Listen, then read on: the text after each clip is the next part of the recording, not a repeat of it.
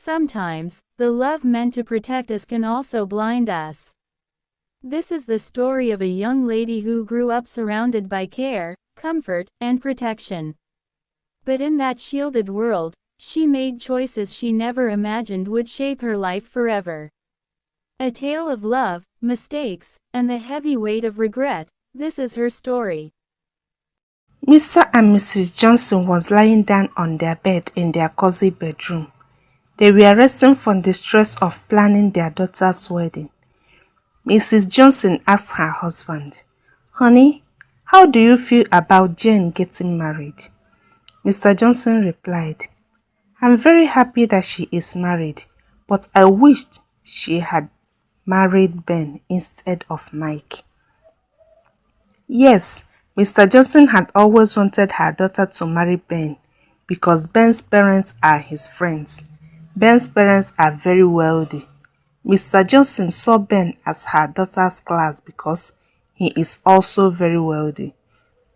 He didn't want Mike for her daughter because Mike came from a poor family background and also from a broken home.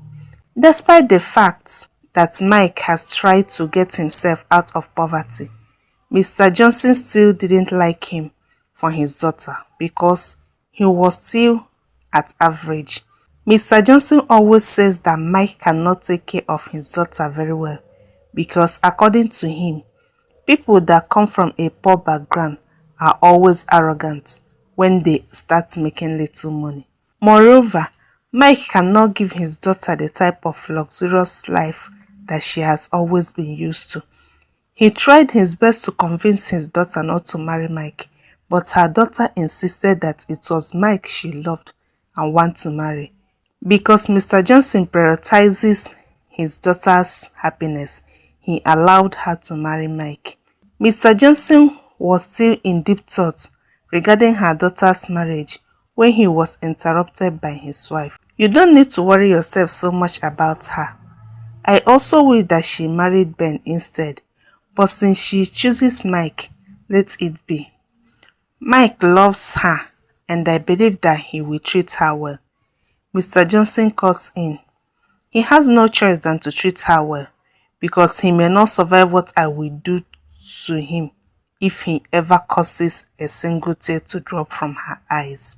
6 months later, Mike and Jane were still living in harmony because one of them decided to take in everything given. So one day, Mike came back from work in the evening, very tired and hungry. Jane was home all day because it was her day off work. Mike was expecting to meet a well-prepared food at home, but he was so disappointed because there was no cooked food at home. He confronted his wife as to why she didn't consider preparing anything for him. That was the first time he ever confronted her despite all her nonchalant attitude towards him all this while. Jane flared up, started cautioning Mike never to expect her to cook for him because she is not her maid, adding that if he was really hungry, he should have used the strength he used in confronting her to cook for himself. Mike reminded Jane of how she sacked all his domestic workers because she doesn't want anyone in her space. He went ahead to remind her that ever since she sacked his domestic workers, she hardly do any domestic work, thereby creating more work for him. After the heated argument, Mike left the house. 1.5 hours later, he came back with a calm mind, hoping to apologize to his wife because of the argument. But he came home to meet his wife still very angry and ready to continue the fight. She was angry that Mike walked out on her during an argument. Meanwhile, Mike actually went out to eat and also brought some food home for his wife. His wife angrily threw the food he bought for her away, messing the living room up with the food. She entered the visitor's room and locked herself up while Mike slept off in the living room.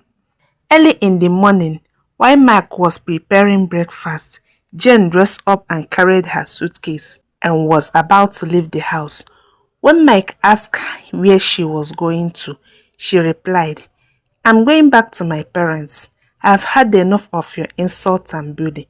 By the time you don't see me in your house again, I will know who you will expect to do your domestic chores for you. Mike pleaded with her not to leave, but all his pleas fell on deaf ear. Jen finally went back to her parents. After work that evening, Mike followed his friend to an eatery and had dinner. His friend was surprised because ever since Mike got married, he had never eaten out with him again. Mike always hurried home after work like a servant being waited for by his master. Ken, Mike's friend, asked him, "Why are you so relaxed and not hurrying home like you always do since you got married?" Mike replied that there was no reason to hurry home since his wife traveled over to her parents. Ken suggested that they hang out the next day since they won't be working, but Mike said that he will be going over to his in-laws to see his wife. His friend teased him for missing his wife in less than 24 hours that she traveled. If only he knows the trouble Mike was facing at the moment. The next day, Mike went over to his in-laws to get his wife back.